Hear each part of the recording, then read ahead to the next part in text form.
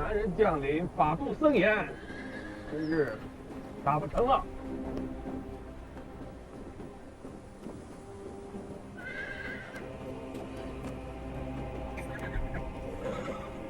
步军先退，骑兵断后，收兵。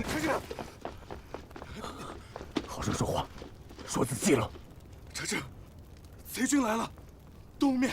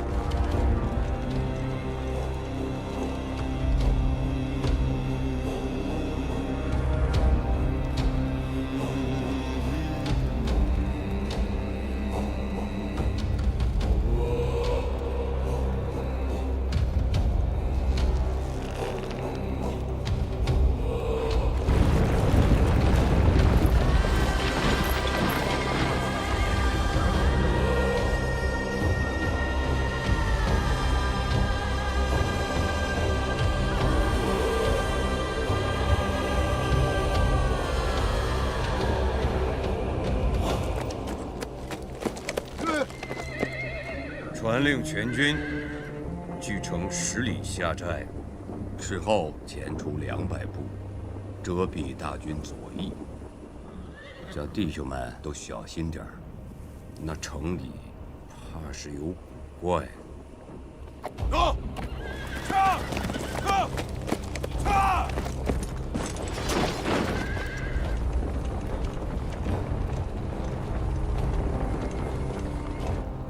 张彦泽脾气大是真的，可若是论及用兵，天下藩镇众将里，及得上他的人恐怕不多。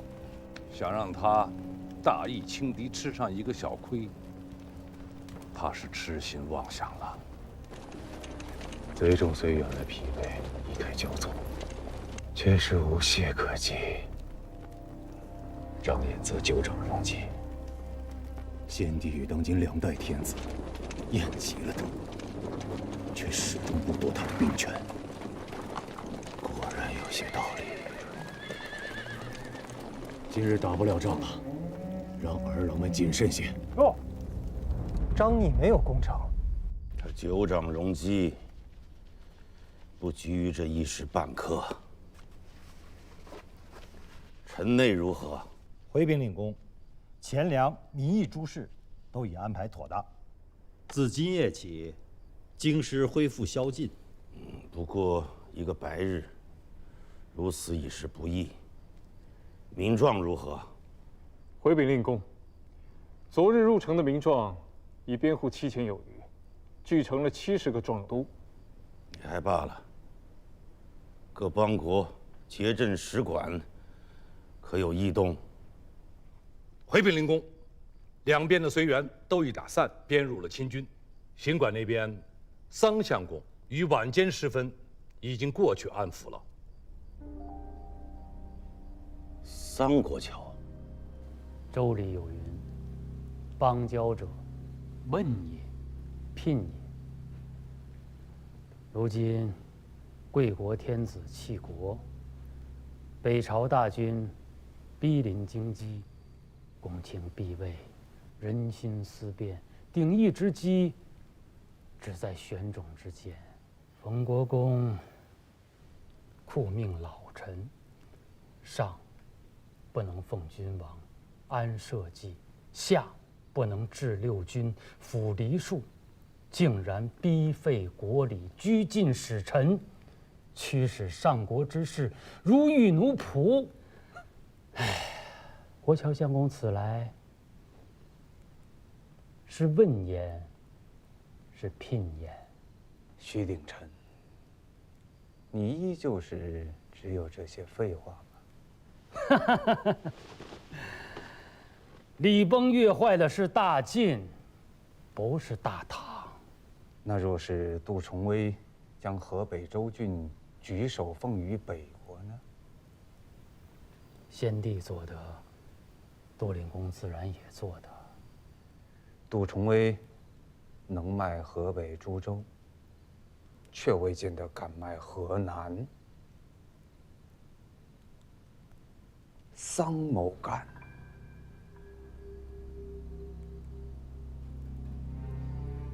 燕云16州，便是桑某卖与耶律氏的。论及与北国做买卖营生，杜重威怕是越不过桑某去。千古名册在上，你桑维汉，便是那华夏明教第一罪人。已经是了。多卖几个州，也不过依旧还是。既然如此，能让鼎臣兄的大唐毗邻北国，能让淮南郡县也知道什么叫做大草谷，什么叫做倒灶菜，什么叫做米肉铺子，能让江宁城里的君臣公卿们一息硕精，桑某余愿已足。桑国乔，你到底要干什么？冯令公说，咱们大晋没出息，能降北国，不可以降腋下，皇润张彦泽，那是尔等的事啊！也是尔等的事。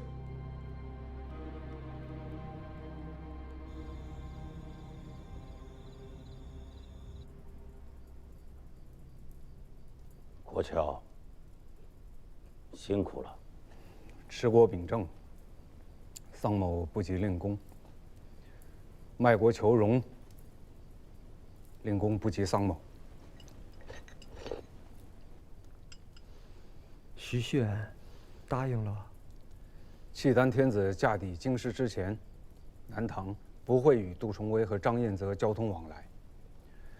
二贼若是有信使内奸，徐铉也会带南唐徐家婉拒。编入侍卫清军的南唐使团护卫，徐铉遣了南唐枢密院北面防通事官李元兴协助编练弹压，城破之前当不会为乱。京师之乱平复之前，南唐方面不会借机向吴越用兵。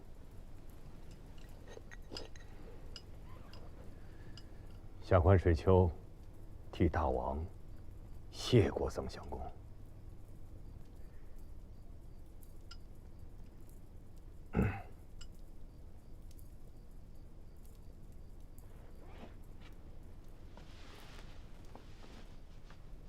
桑相公，请恕小子无礼。若南唐不肯就范，执意和张彦泽书城示好，相公真会卖了河南、河北株洲吗？司空，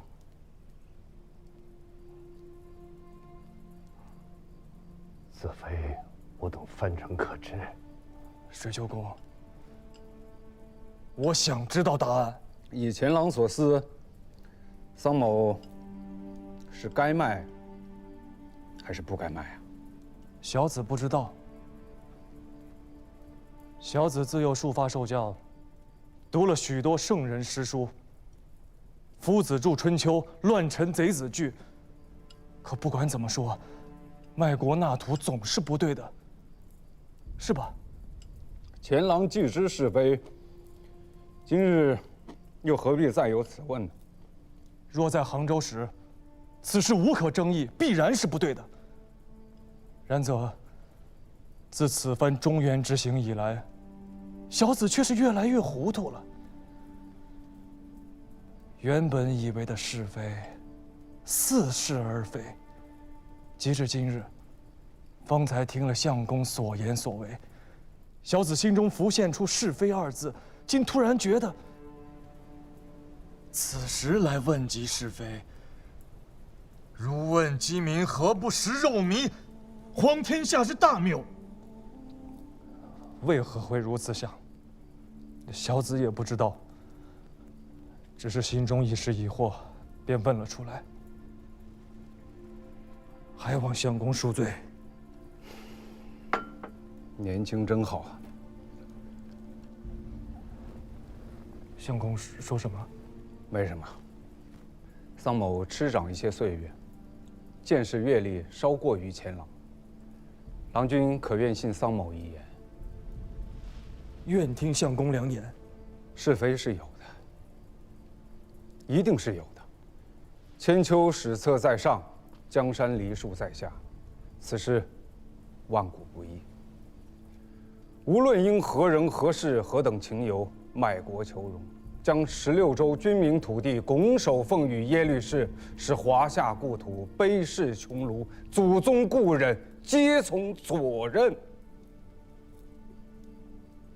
此乃桑某万世之罪，此乃中原万世之耻。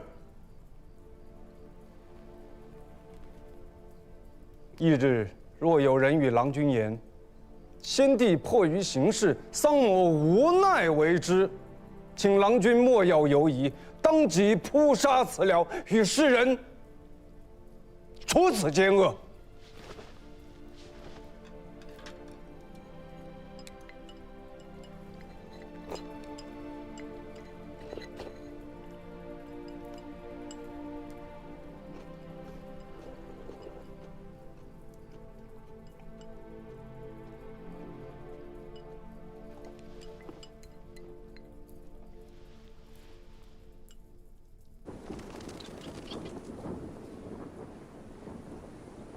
你知道吗？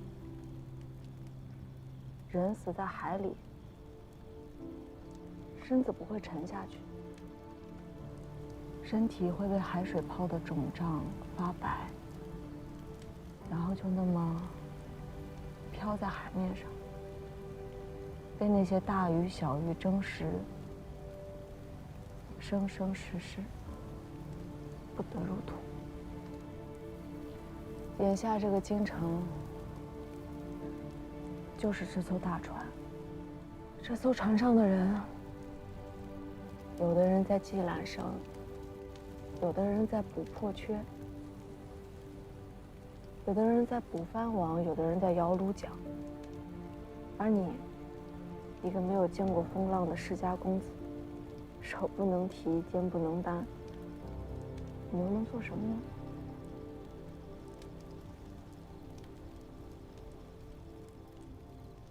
我今日才知道，我自己是这般没用。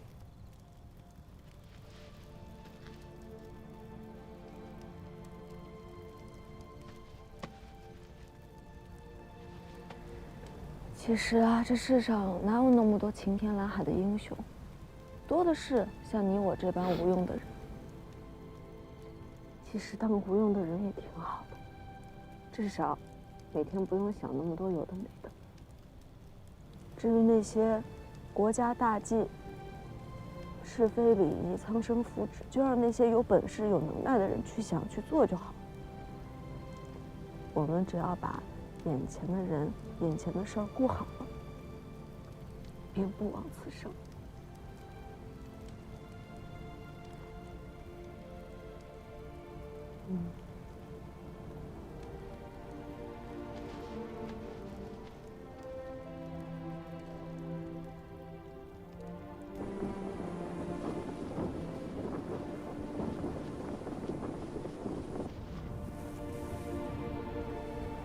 再派50个人，今天晚上调到那边去，守住那个口。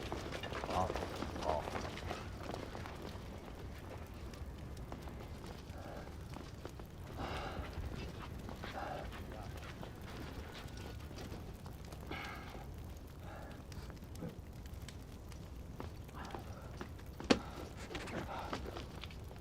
你在干嘛？回禀将主，卑职钱洪树，听候将主差遣。你以为真闹着玩吗？这打仗会出人命的。回禀将主，卑职知道。哎，三哥，哎，三哥。当军，少时贼寇攻城，兵凶战恶，见识无眼，可没人照顾得了你啊。回禀使君，卑职知道。郎君知道还要一意孤行是吗？贼众围城，天亲在即，区区一个吴越国检校司空，在京师之内一文不值，什么都做不了。卑职吴越亲卫第3都小校钱洪处，听候使君降主军令。你拉开弓了你！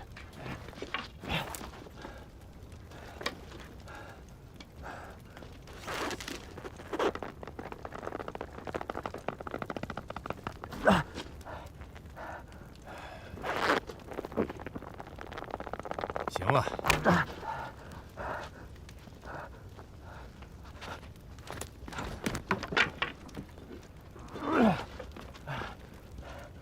卑职可以迟钝。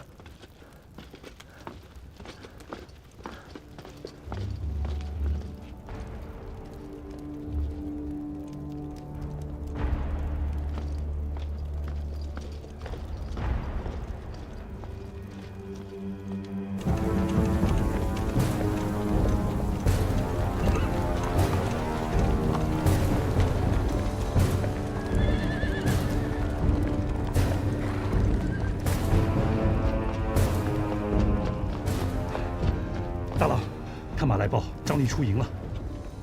铁骑5000，兵卒1万，共计6军，还有契丹1000。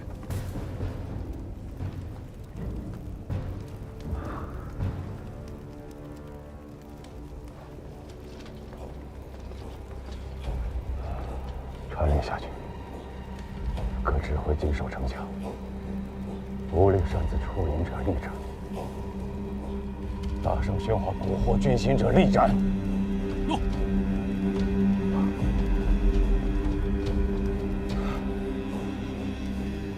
击鼓。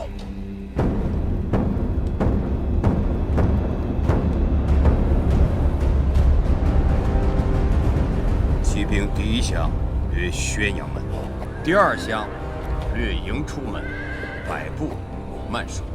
我叫弟兄们都长点眼，不要靠近营出门摆步之内，小心吃了那些童子的亏。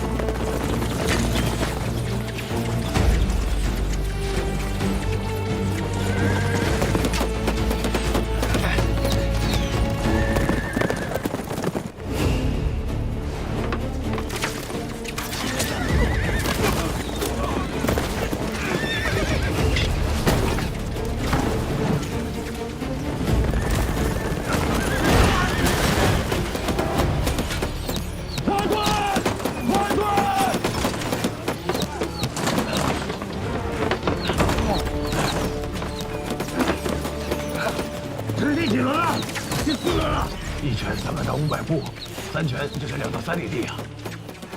你大早把力撞得很，跑上个10来里也没打紧啊！那就在这里跟他10拳。通知各指挥，提前半个时辰放饭。是。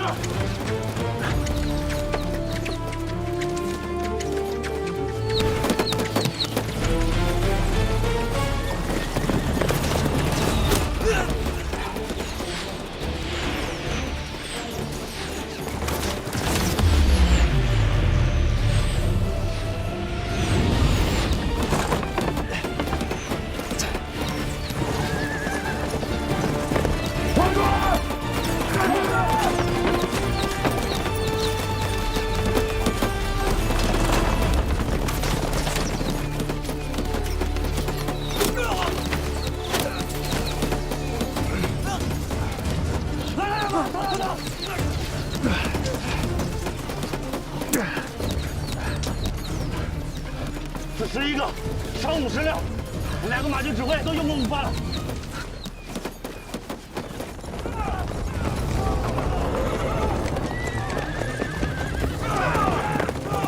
第10圈了。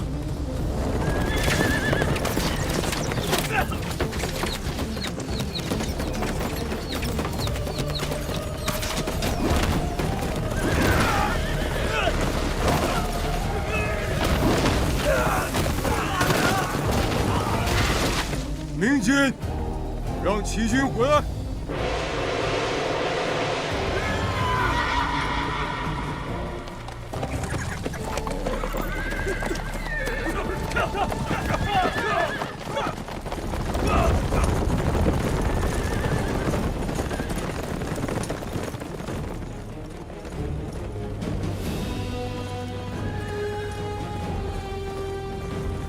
什么？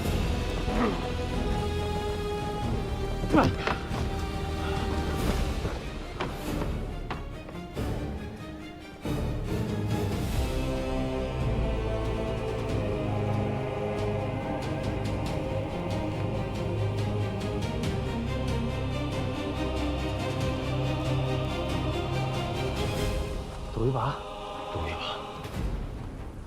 全军尽量！想嚷嚷什么呀？不是你说赌一把吗？我跟你赌一个金豆子，这是张太尉给咱们下的套子。啊！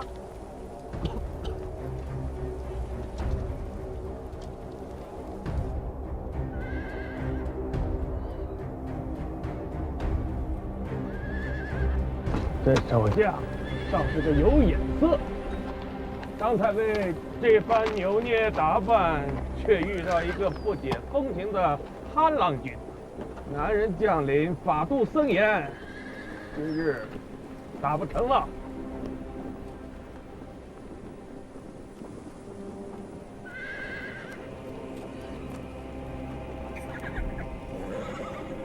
步军先退，骑兵断后，收兵用饭。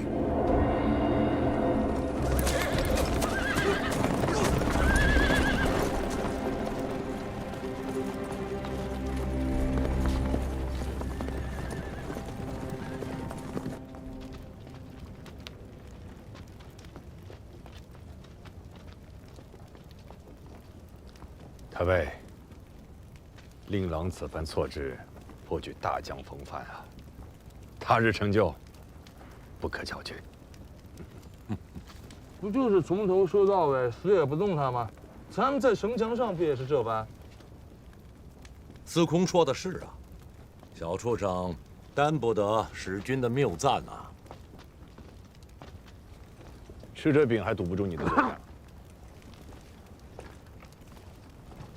来，水酒口气。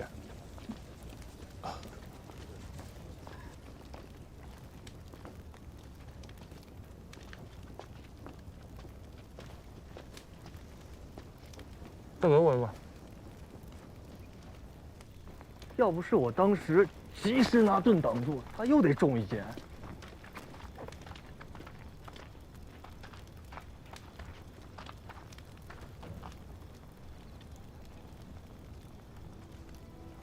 你这却又是何必？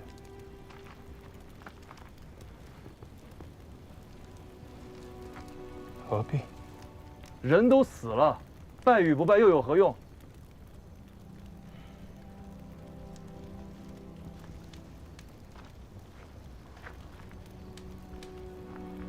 因为他本不该死。这个世道也本不该如此。终有一天你会明白，这世上的许多事儿，你不得不去做，却不等同于这些事儿都是对的。世道如此，或许无可奈何，或许被迫无奈，或许每个人都有自己的理由。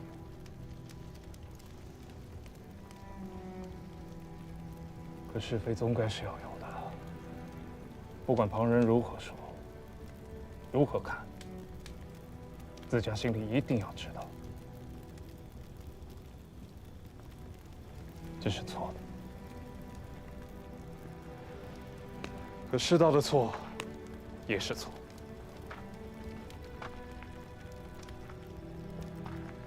不能因为世道的错，顺着世道做的事儿，便都变成了对的。